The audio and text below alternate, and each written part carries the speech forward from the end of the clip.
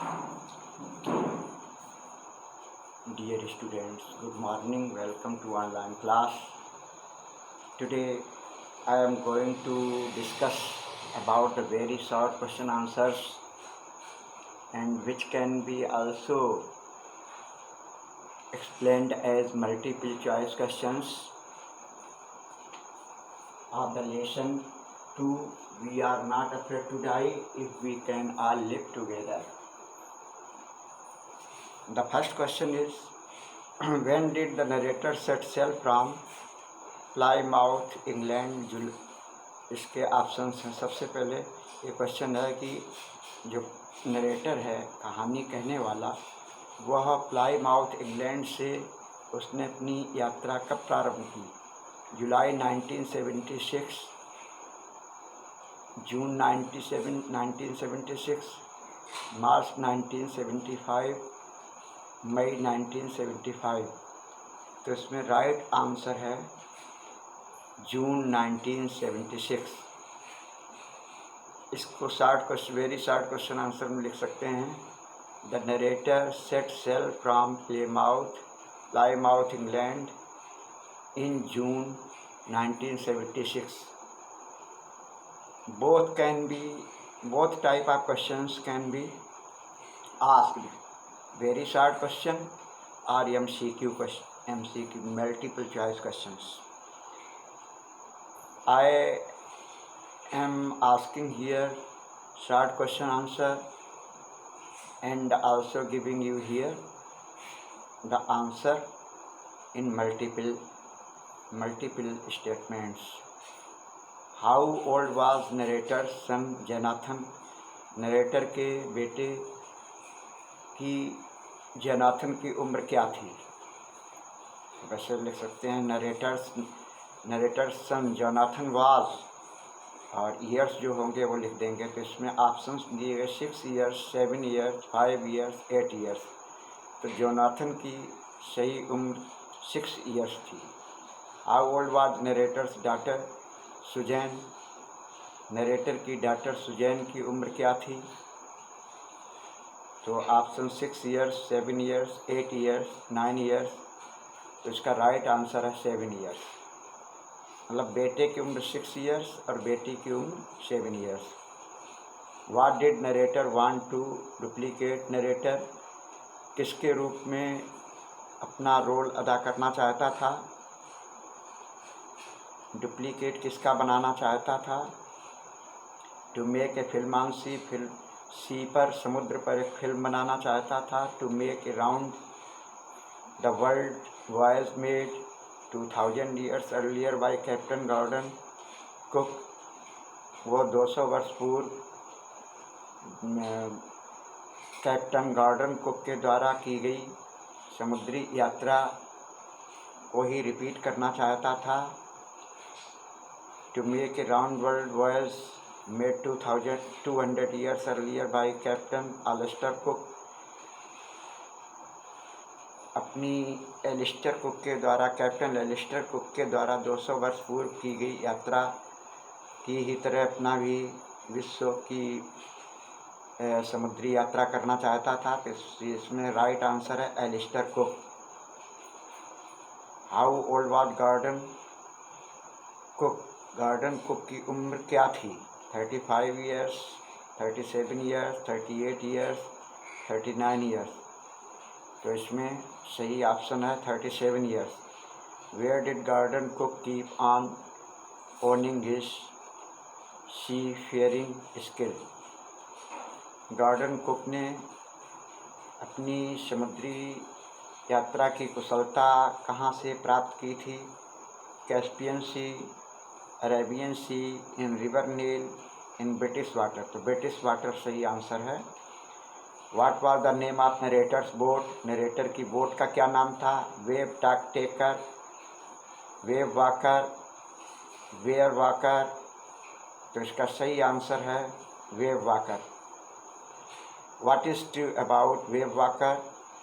तो wave walker के बारे में सच क्या था? इट वाज प्रोफेशनली बनाया गया। जैसे इट वाज 23 मीटर्स लॉन्ग, ये 23 मीटर लंबी थी। It was 30 ton wood her beauty, इसमें 30 टन वुड लगाकर खूबसूरत बनाया गया था।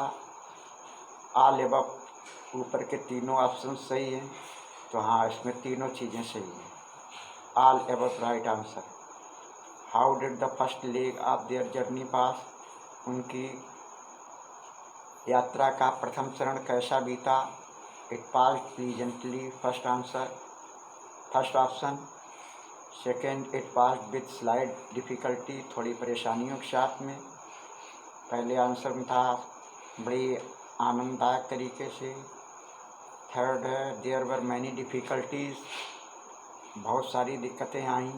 नन ऑफ दीज, कोई दिक्कत नहीं आई। तो इसका सही आंसर है कि लेखक की पहली यात्रा का चरण पास प्लीजेंटली, अच्छी तरह से व्यतीत हुआ। Next question, when did the narrator hire 2 crewman, narrator ने 2 क्रूमैन को कब हायर किया?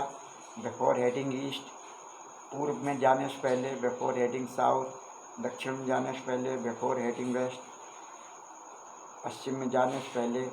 बिफोर हेडिंग नॉर्थ, उत्तर में जाने से पहले। तो यहाँ पर बिफोर हेडिंग ईस्ट सही है, राइट ऑप्शन है बिफोर हेडिंग ईस्ट, पूर्व में जाने से पहले।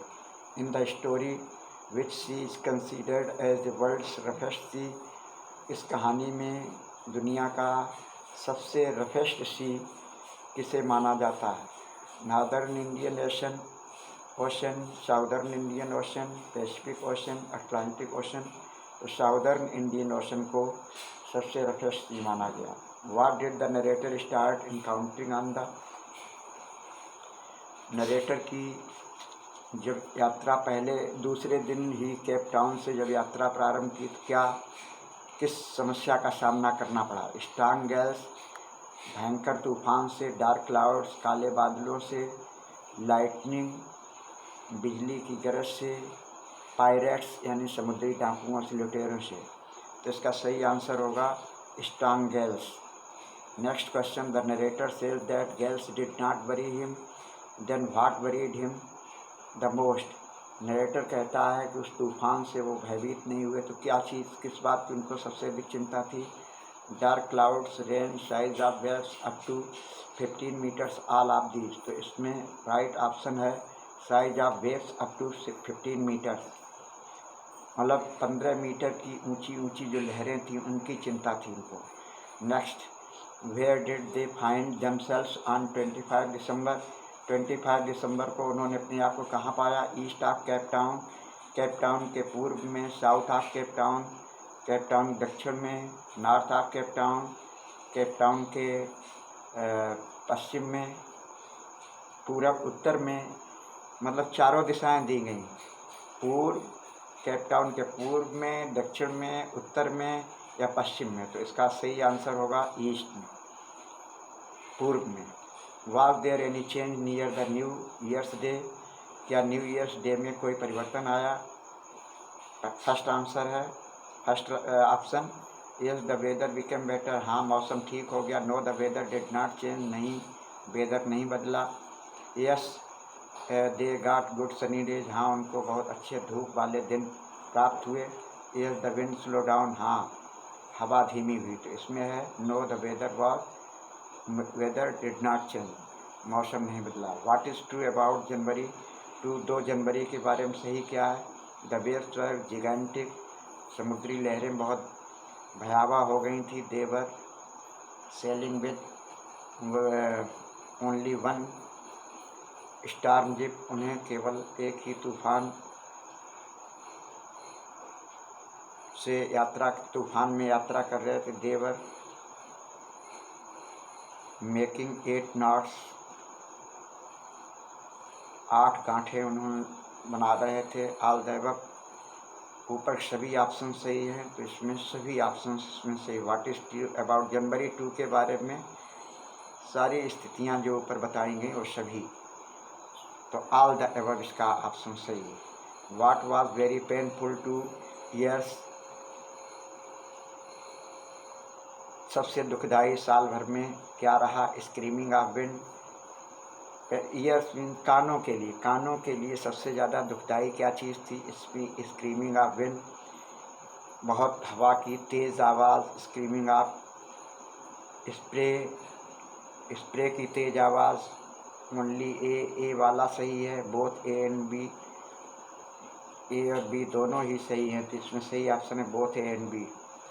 18th नंबर है, the first indication of impending disaster came at about 6 PM with an ominous. पहला जो आपदा का संकेत जो है करीब 6 बजे के आया, जिसमें विद एन ओमिनस, जिसमें बहुत अधिक क्या थी? आवाज़, शोरगुल था, साइलेंस थी, नॉइज, साइलेंस, वेव, गैल्स। चारों में क्या सही होगा? रिक्त स्थान ओमिनस के बाद में भरना है, तो साइलेंस सही है। ए टोरेंट ऑफ ग्रीन एंड, एक समुद्री तूफान जो था वो हरा और किस रंग का जो है, इस शिप में किस तरीके की लहर आ गई? हरी और किस कलर की? White, black, yellow, blue. तो इसमें सही ऑप्शन है white, green and white. How did the subsequent waves toss the narrator around the deck? किस तरीके की समुद्री लहर ने लेखक को, कहानीकार को किस तरीके से टॉस कर दिया, मतलब फेंक दिया? लाइक ए टॉय, खिलौने के तरीके से, लाइक ए बॉल, गेंद की तरीके से, लाइक ए रैग डॉल, एक फटी पुरानी गुड़िया तरीके से, लाइक ए हैंड करचिप, रूमाल तरीके से। तो इसमें सही ऑप्शन होगा like a rag dolls. Dear students, I hope you could revise all the multiple choice questions very fast. We will send the photo of these multiple choice, which can also be written as very short question answers in a photocopy. We will meet with some new information in the next video. Till then, goodbye, have a nice day.